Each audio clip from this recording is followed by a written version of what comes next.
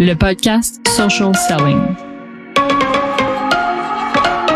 Donc, volet par ville, une campagne vraiment spécifique par ville. Au mois de décembre 2019, ROAS moyen de 0.56. Campagne US globale optimisée en add to cart sur toutes les villes qu'on avait ensemble avec l'audience de 13 millions. ROAS de 3.96 en acquisition, audience froide. Et même publicité. Même publicité. Même période. Même période, même tout. On avait juste mis toutes les audiences ensemble dans une campagne. On a dit à Facebook, optimise là-dessus. Puis le ROAS a fait x10.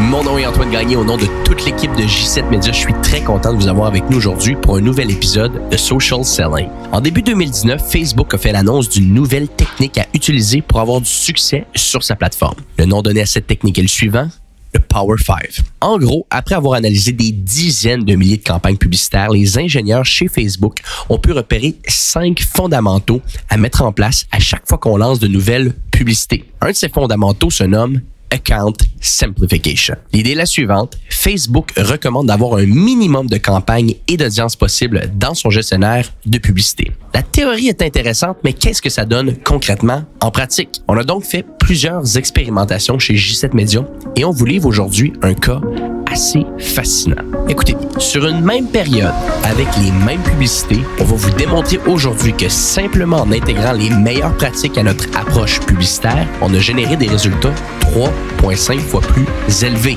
Et je le répète, même période, même publicité, résultat 3,5 fois plus élevé. Encore avec moi aujourd'hui, Nathaniel. Je pense que c'est assez impressionnant ce que l'intelligence artificielle de Facebook peut faire si on l'utilise à notre avantage, là. Absolument. Pour être 100% honnête, ça a littéralement changé la façon qu'on gère ce client-là, ce compte-là en particulier. Ouais. Ça a été un défi pour nous de trouver une façon de bien intégrer le Power 5 dans le contexte de ce client-là. Mais une fois qu'on l'a fait, ça a été un game changer. Puis depuis la date qu'on a vraiment simplifié le compte, qu'on a réduit le nombre de campagnes, qu'on a augmenté le targeting, vous allez le voir à travers les résultats, là, ça parle de soi-même.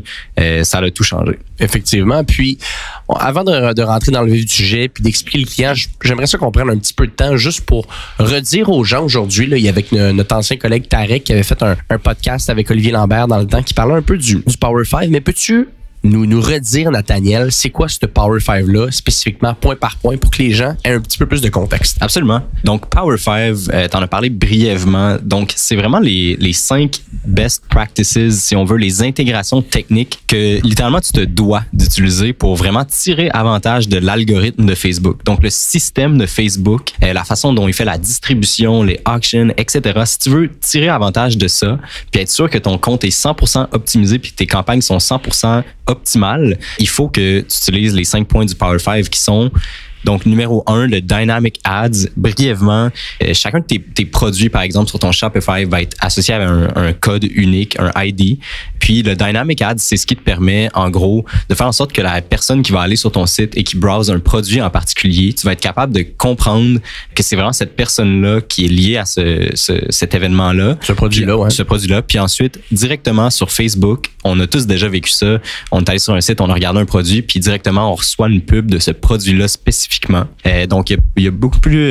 Il y a d'autres manières également de faire du remarketing, j'imagine, c'est ce que tu veux dire? 100%. Il y a beaucoup de façons d'utiliser le Dynamic Ads, mais concrètement, ce que ça fait, c'est que ça permet de remontrer les produits intéressants aux bons users. Effectivement. Donc, c'est très, très... Puis, on fait une petite parenthèse aussi. Le Power 5 s'applique pour tout type de compte, là, mais encore plus pour les comptes qui vont vendre en ligne. Parce que le Dynamic Ads peut s'appliquer pour des gens qui vendent pas en ligne, mais peu souvent comparativement, on va dire, à ceux qui vendent en ligne. Donc, 100%. On va mettre une petite parenthèse ici. Donc, Dynamic Ads, point 1 du Power 5, point 2. Point 2, c'est le Auto Advanced Matching. Oui. Donc, concrètement, ça empower ton pixel, finalement. Donc, ça lui permet d'aller chercher des données d'un user sur différents volets, puis de s'attribuer des conversions. Donc, par exemple, il y a quelqu'un qui pourrait utiliser son téléphone, son Facebook, voir une pub, cliquer dessus, puis finalement, aller faire un achat quelques heures plus tard à travers son desktop sans cliquer sur une pub. Puis Facebook va quand même être capable d'attribuer la vente à ce user-là à travers son adresse email qu'il va ensuite mettre sur le site web sur lequel il fait son achat, par exemple. En gros, là, pour faire simple, on donne juste plus de pouvoir, plus de données au pixel de Facebook. Puis honnêtement, là, ça se fait en 1 seconde. Là. Dans C'est votre gestionnaire d'événements sur Facebook, là, allez voir si votre Auto Advanced Matching est à off ou à on. S'il est à off, vous aurez compris, mettez-le à on, ça prend 1 seconde. Point numéro 3, le auto placement. Donc, en fait, c'est de laisser la flexibilité à Facebook d'utiliser toutes les plateformes qu'il détient, toutes les Instagram, WhatsApp, Facebook, d'utiliser toutes les plateformes pour montrer des publicités à un user qui serait, par exemple, sur les 3 plateformes à différents moments de la journée. Exact. Ça lui permet de créer des ad experience à travers les plateformes. Donc, encore une fois, quelqu'un pourrait être intéressé par un produit sur Instagram, mais sa conversion va être plus facile rendue sur son desktop sur Facebook. Exact. Donc, ça permet, en laissant à Facebook le auto placement, que tu le narrow pas à une seule plateforme, tu lui permets de donner un ad experience au user à travers toutes les plateformes qu'il détient. Donc, c'est vraiment un avantage. Puis aussi, je vais faire une petite parenthèse à ça, Nathaniel, le auto-placement, si vous voulez là, une image simple, dites-vous un truc, quand on a fait le sommet de la publicité Facebook cet été, avec plusieurs de nos clients qui étaient là, une expérience assez formidable d'ailleurs, il y a une personne qui était là chez Facebook qui avait expliqué à tout le monde comment que l'enchère fonctionne et l'enchère sur Facebook, comment gagner une conversion. Il disait, voyez-le très simplement là, assumant qu'on a Facebook, Instagram Stories, Messenger, puis le Audience Network, WhatsApp va arriver dans quelques temps. On a 5 endroits où est-ce qu'on peut distribuer votre pub. Mm-hmm. Donc, on va dire qu'il y a 5 fois plus de chances, si vous êtes sur ces 5 plateformes-là, que si vous êtes sur une seule plateforme. Mm-hmm. Et voici la punchline, là, c'est aussi simple que ça, c'est-à-dire que si vous voulez gagner l'enchère, faire en sorte que votre conversion soit moins chère, que les gens voient votre publicité avant la publicité d'un de vos compétiteurs, donnez-vous toutes les possibilités d'aller gagner cette auction, cette enchère-là. Et si vous prenez un des 5 placements, pardonnez-moi, vous allez avoir seulement une chance sur 5 d'y arriver. Donc, en ayant les 5 placements, c'est là qu'on a plus de chances d'y arriver. Donc, je vais juste faire une petite parenthèse par rapport à ça. Point 4, Nathaniel, c'est quoi? Point 4, c'est le CBO, donc le fameux Campaign Budget Optimization. Donc ici, c'est tout simplement de laisser l'opportunité à Facebook de favoriser la meilleure audience en temps réel. Donc ce qu'on fait, c'est qu'on part une campagne, on intègre multiples adsets dedans. Donc des adsets, c'est littéralement des audiences. Bien sûr. Puis on place la campagne en CBO, donc on met le budget au niveau de la campagne et non du ad set. Puis on laisse Facebook décider en temps réel quelle audience performe le mieux. Puis à travers le temps, décider quelle audience performe le mieux. Donc, par exemple, tu pourrais avoir 3 audiences qui auraient des tailles différentes. Puis peut-être que la première journée, première semaine, une des audiences performerait très bien. Par la suite, ton audience numéro 2, qui est plus large un peu, il commencerait à avoir des conversions que Facebook va reconnaître comme moins chères. Puis en temps réel, il va être capable de prendre la décision de mettre plus de budget sur un ad set ou l'autre selon l'évolution des conversions à travers ces audiences-là. Puis au moment que vous écoutez ce podcast-là, je sais pas quand vous allez l'écouter spécifiquement, mais il y a des bonnes chances que le CBO, tu peux même plus utiliser le ad set optimization à ce point-là parce qu'ils disent que ça va devenir obligatoire pour tous. Donc, CBO.4.5, c'est quoi? 5. Donc, le plus intéressant dans le contexte du podcast qu'on fait ensemble aujourd'hui, le account simplification. Donc, tout simplement, on veut simplifier notre compte à tous les niveaux. Mais à travers tout ça, qu'est-ce qu'on essaie de faire surtout, c'est d'essayer de le moins possible restreindre Facebook, de lui donner le plus de flexibilité possible, réduire son nombre de campagnes pour être sûr de ne pas s'auto-concurrencer. Bien sûr.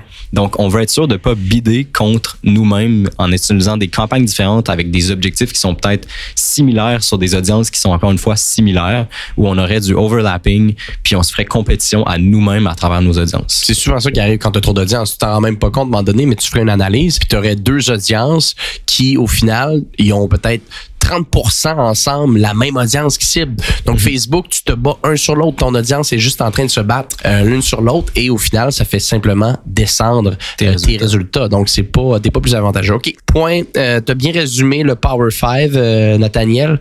On rentre dans le vif du sujet? Absolument. Donc, on l'a dit, pour l'exemple qu'on prend aujourd'hui, en fait, on s'intéresse beaucoup au account simplification puis à quel point ça peut affecter tes résultats positivement. OK.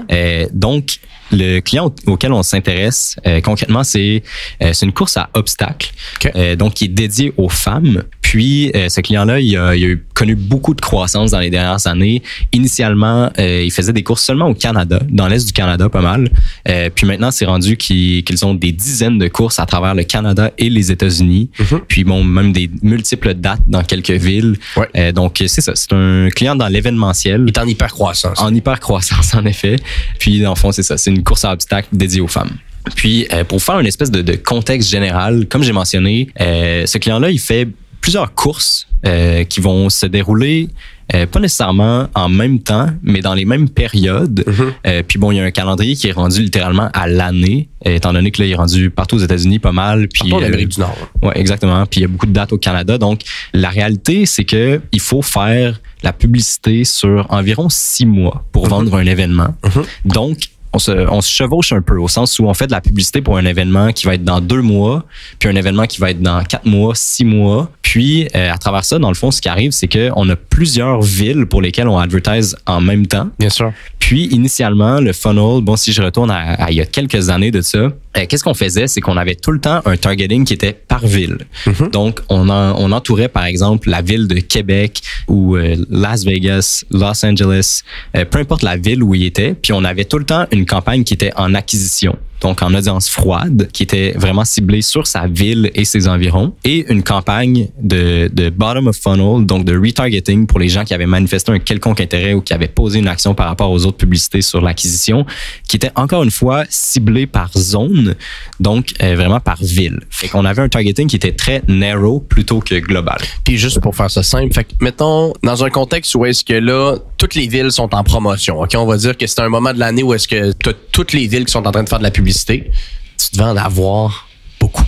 Des campagnes dans ton compte publicitaire. Fait que si tu as une campagne haut de ton tunnel de vente, bas de ton tunnel de vente par ville, combien de campagnes à peu près? Sur les 2 comptes, donc on séparait Canada de USA. Okay. On se trouvait à avoir une 50aine, 60aine de campagnes en même temps. Plusieurs audiences dans ces campagnes-là, plusieurs publicités à l'intérieur de ces audiences-là.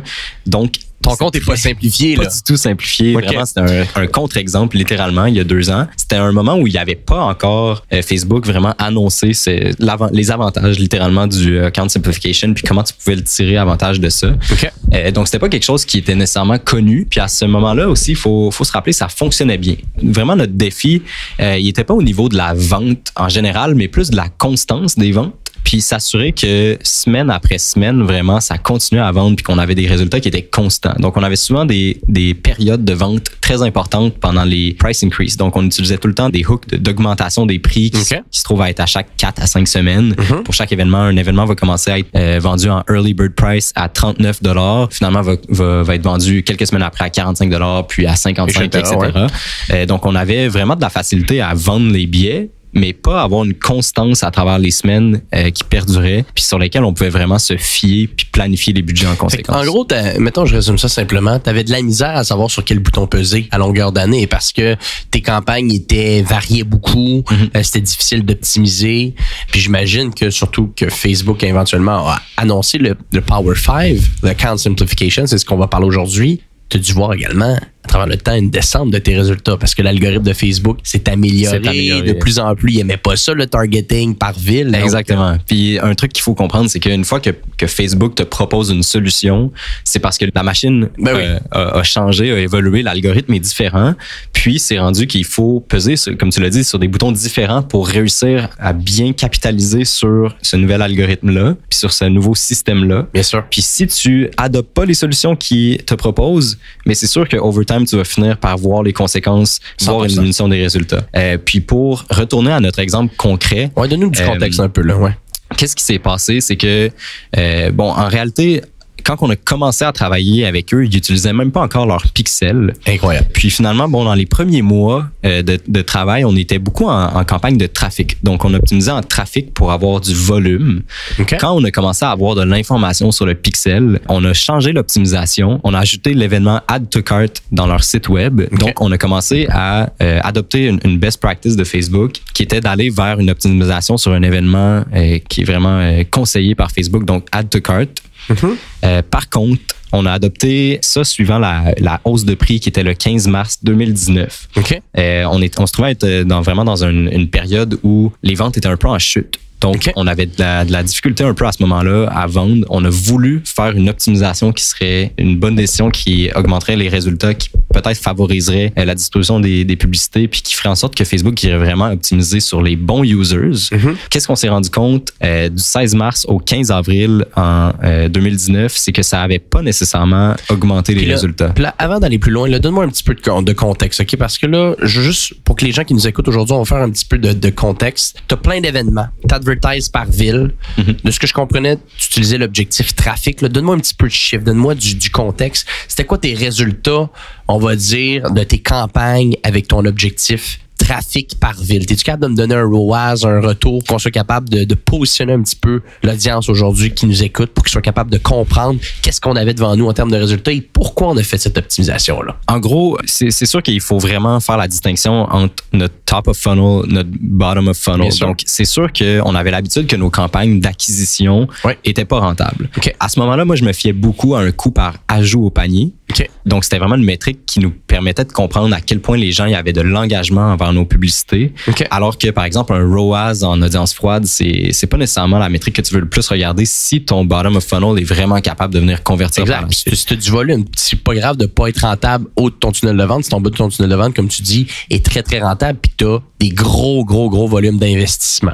Avant qu'on fasse la transition vers l'optimisation en add to cart, on était en trafic. On avait des coûts par ajout au panier qui étaient environ à 34 $. Puis ça, c'est en haut de ton tunnel de vente? En haut de tunnel de vente. Et tu comptes toutes les villes. En moyenne, les villes. Exactement. C'est un coût par ajout au panier, objectif trafic, 34 $. Parfait. Exact. Lorsqu'on l'a changé en optimisation add to cart, pour une raison que je comprends pas nécessairement tant que ça, c'est devenu plus difficile pour Facebook d'optimiser. La publicité coûtait plus cher, donc ils voulaient vraiment targeter des users précis pour lesquels ils pensaient qu'il y avait une bonne opportunité d'aller chercher des add to cart pas chers. Finalement, bon, ça a eu un impact sur le coût par 1000 impressions. Ça l'a juste fait en sorte que la distribution est devenue plus chère. Puis finalement, on s'est retrouvé pendant un mois à avoir des coûts par add to cart d'environ 86 $ en haut du tunnel de vente. T'es quasiment fait un petit peu plus que x2, x2.5. Que x2 en changeant d'optimisation. Puis t'étais supposé avoir moins cher parce que t'as optimisé pour un add to cart. Là, ton add to cart coûte 86 puis avait été à 34 avec un objectif trafic. Exactement. Puis un ROAS qui est passé de 1,73 en acquisition à 0,56. OK. Ben, ça, c'est en global ou c'était juste en acquisition? En acquisition. OK, parfait. Fait que juste pour être certain, quand tu disais que t'étais pas rentable en acquisition plutôt, c'est parce que 1,73 pour le client, c'était pas assez rentable pour lui. OK. Fait que exactement. OK, on va situer un petit peu les gens, là. Campagne de trafic par ville pour un événement d'une course à obstacles, puis il y avait une raison pour ça qu'on le faisait par ville. 34 $ de l'ajout au panier, 1,73 de ROAS, objectif en haut de ton tunnel de vente de trafic. Tu switches ça en add to cart parce que tu vois que tes résultats sont à la baisse. Ton objectif passe en objectif add to cart. 86 $ rendu là. En moyenne, ton coût par ajout au panier est 0. Et là, je le vois là devant mon écran. 0,56 de ROAS. C'est diminution de x3. Exact. Donc, il a fallu quand même rapidement qu'on prenne la décision. Expérience numéro 1, optimisation en add to cart, c'est un échec. OK. On veut absolument... Et pourquoi t'as-tu une explication? Parce que, tu sais, souvent, quand tu changes ton objectif puis que tu te rapproches un petit peu plus de la fin de ta transaction, add to cart, t'es à deux doigts. Là. Ton objectif, c'est un achat, tu veux un ajout panier. Théoriquement, il serait supposé t'aider. Mais à mon avis, puis corrige-moi si je me trompe, c'est peut-être parce que tes audiences étaient peut-être juste trop petites. Il n'y avait pas assez de gens de add to cart pour que Facebook puisse optimiser comme ça. C'est souvent ça qui arrive. C'est, d'après moi, exactement ce qui est arrivé. Puis, on va le voir plus tard un peu. L'évolution des résultats lorsqu'on est passé en global a montré que c'est effectivement une des raisons pour lesquelles ça fonctionnait moins bien en add to cart. Les audiences étaient juste pas assez grosses pour que Facebook soit capable, à l'intérieur de cette audience-là, de trouver des gens qui ont l'habitude de faire des add to cart puis de vraiment poser cette action-là concrètement sur un site une fois qu'ils rentrent dans un funnel. Il y a peut-être d'autres explications aussi. Donc, quand tu veux vraiment narrow down l'objectif que tu donnes à Facebook, il va vraiment se concentrer sur des users spécifiquement. Puis à ce moment-là, ça va peut-être faire augmenter ton coût par 1000. Aussi, ouais. Donc, parce que c'est ça, il va juste aller chercher des add to cart. Fait que là, ton coût par 1000 pour aller chercher juste des gens qui font plus un add to cart. Exact. Bon, c'est peut-être un petit peu technique pour les gens qui nous écoutent puis qui font moins de publicité Facebook. Il y aura peut-être d'autres épisodes un petit peu plus global que vous pourrez écouter. Aujourd'hui, c'est un petit peu plus technique, mais quand même. Le contexte est intéressant. Donc, échec d'avoir ton objectif add to cart par ville. qu'est-ce que vous faites? C'est quoi qu'on pose comme action à ce moment-là? À ce moment-là, on est revenu en trafic.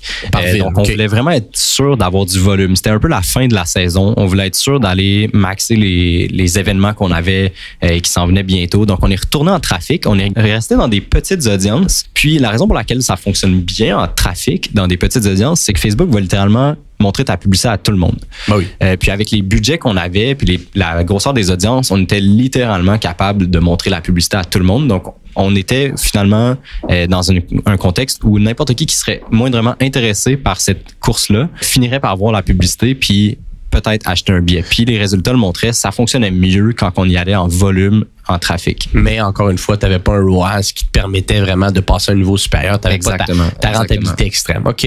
On passe un peu, on avance un peu dans le temps. Puis là, on est rendu à un moment où il y a eu beaucoup de succès en 2019 pour ce client-là, pour les courses. Puis, ils ont voulu, comme tu l'as dit un peu plus tôt, rentrer en hyper-croissance, ouvrir beaucoup de villes, notamment aux États-Unis. Donc, on est vraiment rentré dans un contexte où on avait beaucoup d'opportunités devant nous. On savait que ça fonctionnait bien, le funnel qu'on avait, mais que clairement, il y avait une opportunité pour améliorer les résultats, baisser nos CPA, augmenter le nombre d'achats, peut-être investir moins à travers ça, puis vraiment s'assurer de mieux investir l'argent. Bien sûr. Puis, on avait le même problème qu'avant. Donc, c'est vraiment la constance des résultats. On avait des périodes où ça allait très bien, des périodes où ça allait moins bien. Puis ça, pour les gens qui nous écoutent, ça va arriver à tout le monde. Il y a des contextes saisonniers à n'importe quel type de business, mais quand même, il faut que tu sois capable de, même dans des périodes plus complexes, trouver des solutions. Parce que absolument. tu te dois de faire ça. Si tu es une agence, un freelancer, même si c'est pour ta propre entreprise, tu vas pas laisser ça aller. Il faut essayer tout le temps de trouver des solutions. Exact. La solution, c'est pas tout le temps de baisser le budget quand ça va moins bien. Ça peut être juste de trouver une approche différente, une optimisation différente qui va faire en sorte qu'avec le même montant investi, tu vas avoir peut-être pas les mêmes résultats que dans une période très intense de vente, mais quand même quelque chose de soutenable et quelque chose que tu peux vraiment, des résultats sur lesquels tu peux te fier puis avoir confiance en ton investissement semaine après semaine. Bien sûr. Donc, automne 2019, on a commencé à vraiment se pencher sur le Power 5. Donc, on a repris un peu les bases de qu'est-ce que Facebook nous conseillait de faire. Puis pour les gens c'est ça qui est intéressant parce que souvent, là, ça je vous le dis, il y a beaucoup de gens là, qui sont très sceptiques de faire quelque chose que Facebook va leur dire. Facebook, tu connais pas ça. Moi, je suis dans mon compte à longueur de journée. Ils vont pas écouter leurs représentants chez Facebook. Même nous, au début, on était comme ça. Là. On était comme, on connaît ça. mais à travers le temps, là, puis même des fois, ça prend du temps qu'on implante quelque chose que notre partner manager chez Facebook, Jessica, va nous dire. Mais à chaque fois qu'ils te le disent, des fois, c'est peut-être pas instantané, les résultats. Mais sur le long terme, ils ont tout le temps raison. Sur le long terme, ils ont raison. Comme je l'expliquais un peu plus tôt, s'ils te proposent une solution, c'est parce qu'eux, ils ont adapté leur système pour que ça soit ça la façon 100%. La plus optimale de réussir à atteindre les objectifs que tu veux avoir sur la plateforme. Donc, on s'est penché sur le Power 5. On s'est posé la question, dans le contexte qu'on a en ce moment, est-ce que la façon qu'on utilise le gestionnaire puis la façon qu'on set up nos campagnes, c'est vraiment la façon la plus optimale de le faire? La raison pour laquelle on y allait narrow au niveau des audiences, puis qu'on divisait vraiment nos campagnes par ville, c'était parce que c'était la chose logique à faire. Oui. Tu t'en vas à Dallas vendre un événement, ben tu peux utiliser des publicités qui sont un peu différentes qu'un événement à New York, par exemple. C'est un contexte de Dallas. Tu as un budget spécifique pour Dallas, fait que tu dépenses ton argent à Dallas. Bien sûr. Mais en réalité, c'est pas nécessairement la façon la plus optimale de le faire. Incroyable pareil, hein? Incroyable pareil. C'est à ce moment-là qu'on s'est dit, bon, écoute, on a peut-être des budgets par ville, peut-être des meilleurs appels à l'avatar par ville, mais clairement, on a observé dans quelques autres comptes, ça fonctionne bien quand on donne beaucoup de flexibilité à Facebook. Le Power 5 nous le dit, Account Simplification, un des points, c'est d'arrêter de mettre 1000 audiences, 1000 campagnes dans ton compte, puis de narrow down ton targeting. Essaie de rentrer plus de personnes dans les audiences. Donc, on a fait des tests. On est rentré aux États-Unis, puis on a ajouter dans une audience de top of funnel acquisition toutes les villes dans lesquelles on avait un événement. Donc, on est passé d'une moyenne d'audience d'environ 200 à 400 000 personnes par ville avec nos critères d'intérêt puis nos spécifications à des audiences d'environ 13 15 millions. OK. Fait que là, tu fais un fois, bon, là, vite comme ça, je sais pas combien ça fait, mais à peu près fois 3, fois 4. Ouais, c'est ça, c'est énorme, là, tu sais. Exact. Fait qu'on a vraiment été comme all-in sur cette approche-là. On a voulu donner le maximum de flexibilité à Facebook. Puis, comment qu'on l'a fait? On a juste voulu le tester, en réalité. Donc, on a mis environ un 6% du budget pendant la période du mois de décembre sur une campagne qu'on a appelée TOF, Top of Funnel US Global, qu'on a optimisé en Add to Cart. OK. On a placé 6% du budget de décembre 2019 sur cette campagne-là. Puis, pendant les 30 jours du mois, elle nous a donné 40% du revenu de conversion sur Facebook. Oh, wow. Avec 6% du budget. OK. Fait que là, il y a beaucoup de chiffres, là. Fais-moi une comparaison simple. Ton ROAS, habituellement, pour ces campagnes-là, en haut de ton tunnel de vente, parce que là, t'es aux États-Unis ou au Canada? On est aux États-Unis. On est aux États-Unis, OK. Ton ROAS moyen, parce que là, t'es dans des audiences froides, les gens ne connaissent pas du tout. Mm-hmm. Ton retour, ton return on ad spend, ton retour sur investissement quand on investit $1 sur tes campagnes par ville était combien en moyenne? Et donne-moi également la comparaison, s'il te plaît, au volet global, parce que ton chiffre avant était très impressionnant, mais j'aimerais juste, pour les gens qui nous écoutent, avoir un chiffre encore plus précis. Donc, volet par ville, une campagne vraiment spécifique par ville. Au mois de décembre 2019, ROAS moyen de 0.56. Et tabarouette, OK. Campagne US globale optimisée en Add to Cart sur toutes les villes qu'on avait ensemble avec l'audience de 13 millions. ROAS de 3.96 en acquisition, audience froide. Et même publicité. Même publicité. Même période, même tout. On avait juste mis toutes les audiences ensemble dans une campagne. On a dit à Facebook, optimise là-dessus. Puis le ROAS a fait x10. C'est impressionnant. Puis, je veux dire, c'est une optimisation, là. T'as pas revu toute ton approche publicitaire, t'as pas changé ton hook, t'as pas modifié ta landing page, t'as juste écouté ce que ta partner manager chez Facebook te dit de faire. Exactement. T'as tout mis tes villes dans une seule audience. Puis à travers ça, ce qui était le plus agréable à voir aussi, c'est que pour des campagnes qui étaient en acquisition, audience froide, pour lesquelles on avait quand même de la difficulté à être rentable directement dessus, là, on se trouvait à être à un ROAS de 3.96 en audience froide strictement. C'était une réalisation qui était très agréable. Puis c'était très révélateur en fait pour nous, là. C'était quoi les prochaines étapes par la suite? Parce que là, j'imagine, quand tu vois une information comme ça, est-ce que tu dis tout ton tunnel de vente, le bas de ton tunnel de vente, le milieu de ton tunnel de vente doit être également fait global? Est-ce que tu le gardes par ville? Quelles ont été tes réflexions, Nathaniel, là, à toi et ton équipe quand ça s'est arrivé? Initialement, on était un petit peu sceptiques. Donc, la question qu'on s'est posée, c'est est-ce qu'on va être capable de maintenir ces résultats-là? Ouais. Donc, on se disait, OK, est-ce que on a juste donné une audience qui est très large à Facebook. On lui a dit optimise en Add to Cart. Il nous a donné des résultats incroyables. Est-ce que c'est un coup de chance? C'est un coup de chance. Est-ce que c'est parce qu'il est juste allé chercher le 1% de cette audience-là qui était le plus propice à être attiré par notre événement? On s'est posé la question, est-ce que ça va continuer comme ça?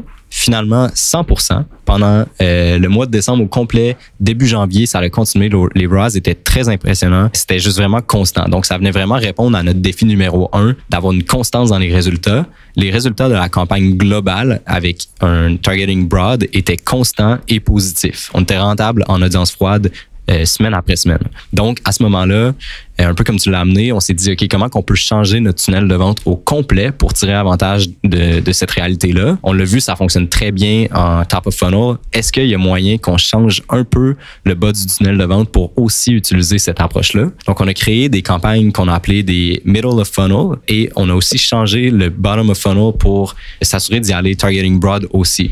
Donc, middle of funnel, qu'est-ce qu'on a fait? C'est qu'on a pris tout le monde qui avait un léger intérêt, donc qui avait manifesté à travers un clic ou en s'étant rendu sur le site web, juste en ayant browsé les pages. On a mis ce paquet d'audience-là dans une même campagne et tout le monde qui avait fait un add to cart ou un initiate checkout, on les a mis dans le bottom of funnel global. Donc, on a transformé notre tunnel de vente pour être sûr d'avoir une campagne globale qui réunit toutes les audiences à chaque niveau du tunnel de vente.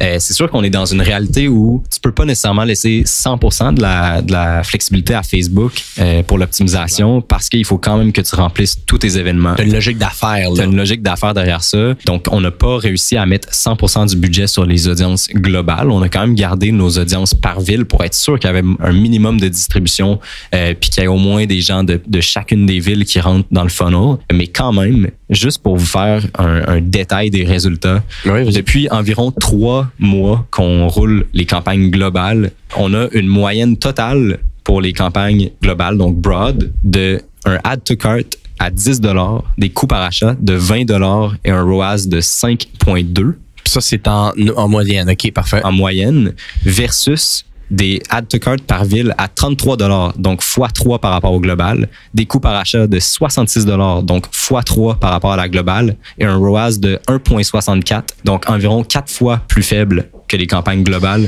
en général. Puis je me fais l'avocat du diable, OK? Je me fais l'avocat du diable ici. Est-ce que le volume est le même? Est-ce que ton volume d'investissement est similaire dans ces 3 derniers mois? Juste pour être certain qu'on n'a pas juste mis $1,000 puis parle-moi un petit peu des budgets. Au niveau des budgets, on a investi sur les campagnes globales environ $50,000 au total versus 138 sur les campagnes par ville. Donc, c'est quand même un peu plus. Parfait. Par contre, c'est un $200,000 que tu as mis dans les 3 derniers mois. Fait qu'on va dire à peu près un 65-70,000 que tu as investi en publicité par mois. Puis, tu avais 138 000, comme tu l'as dit, par ville, 51 000 global. Fait que tu as du volume, là. Oui, 100%. On n'est pas à $1,000. Non, exactement. Puis, la transition est en train de se faire aussi. Puis, on trouve des façons innovantes aussi de s'assurer que notre objectif de business, qui est de remplir tous les événements de chaque ville, puisse être atteint à travers des campagnes qui sont plus globales aussi. Donc, on réunit certaines des villes qui performent le mieux dans certains adsets. On réunit des villes qui performent moyennement dans d'autres adsets pour être sûr de...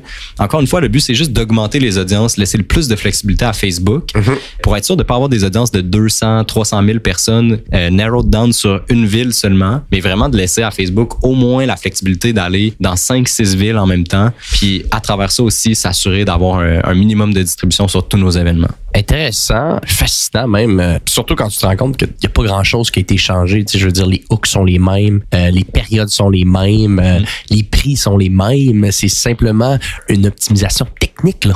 C'est une optimisation technique reliée aux best practices de Facebook qu'on a implanté et, je veux dire, les résultats sont là derrière. As-tu d'autres choses à rajouter par rapport à ça? Pas nécessairement. Je dirais que la réalité, c'est qu'on l'observe à travers beaucoup de comptes aussi. Puis qu'est-ce qui est surprenant aussi, c'est vraiment au niveau de l'acquisition. Donc, les audiences froides, ça fonctionne très bien en bottom of funnel quand même.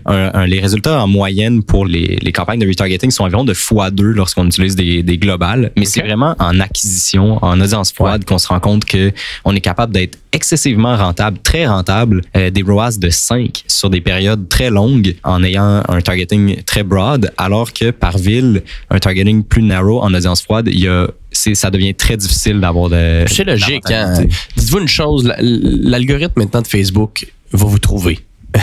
Il va vous trouver dans le sens que si vous dites à Facebook, trouve-moi des acheteurs, je te donne l'objectif achat, il va te trouver des acheteurs. Trouve-moi des add to cart, il va te trouver des add to cart. Donc maintenant, si tu sais que l'algorithme est autant développé, autant intelligent, la meilleure chose que tu peux faire en tant qu'annonceur, c'est de lui donner de la place et de la flexibilité. Donc, si tu passes d'une audience, comme tu disais tout à l'heure, de 200 000 à 13 millions, automatiquement, tes chances sont plus élevées de trouver des acheteurs. C'est sûr, c'est purement mathématique, cette approche-là, tu sais. Et vous allez le voir, testez-le, donnez-nous des nouvelles, mais les résultats risquent d'être au rendez-vous. 100%. Puis ça permet en même temps d'utiliser, tu sais, on parlait de account simplification. Un des outils, en fait, la façon dont Facebook fonctionne, c'est toujours un auction. Donc, quand tu targets seulement une ville, tu vas finir par être un peu prisonnier de cet endroit-là. Puis si, dans une semaine donnée, il y a beaucoup d'entreprises qui font de la publicité sur la même audience que toi, pendant cette semaine-là, tes coûts par résultat vont devenir gigantesques, faramineux. Tu vas avoir une semaine vraiment pourrite, alors que dans un contexte où tu targetes toutes les villes où tu as des événements en même temps, comme on le fait, si dans une semaine donnée, Philadelphie, il y a plein de gens qui se battent pour de la publicité pour ton audience dans cette semaine-là, mais Facebook va s'en rendre compte que à ce moment-là, pendant la semaine, c'est beaucoup plus facile d'avoir un bid à Milwaukee, par exemple. Exact. Puis là, il va aller juste aller chercher les acheteurs. Parce que c'est ça, c'est que tu lui donnes une possibilité d'aller ailleurs quand il veut puis de gagner l'auction quand lui considère que l'auction est plus facile à gagner ailleurs. Donc, dans le contexte où notre défi, c'était vraiment d'avoir une constance des résultats, avoir des campagnes globales, c'est vraiment venu répondre à ce problème-là. Effectivement. Non, c'est assez fascinant. Maintenant, les gens qui disent « Ouais, mais j'ai absolument besoin de résultats dans un endroit géographique, j'ai absolument besoin d'un résultat dans un endroit géographique. » C'est quoi ta réponse à ça? Ben, nous, c'était un peu le cas aussi. Exact. Parce que, tu sais, comme tu le dis, il faut les remplir, ces événements-là. Donc, c'est-tu mieux d'avoir une approche hybride? Qu'est-ce que tu proposes? Ben, c'est un peu ça. Puis, je le mentionnais un peu plus tôt, c'est un peu l'approche qu'on essaie de prendre aussi, l'approche hybride. Donc, pas nécessairement de réunir tous les événements dans une seule campagne, mais au moins, par exemple, si tu es capable de te concentrer sur un État à la fois, ou au lieu d'aller directement sur, par exemple, Dallas, mais tu permets à Facebook d'aller sur tout l'État de Texas. Donc, tu triples, quadruples ton audience. Donc, il y a toujours moyen, là, je pense, d'innover un peu par rapport à ça, puis de trouver des façons de hack ton business model pour être sûr de pouvoir utiliser vraiment tout ce que Facebook te permet de faire, puis de vraiment utiliser les best practices qu'il te conseille de faire, parce que au final, comme on l'a dit, si il te propose cette solution-là, qui te dit de mettre ton targeting broad, c'est parce qu'il sait, puis il a fait l'expérience dans le passé que si tu y vas broad, ton coût par résultat va être beaucoup plus faible. Effectivement.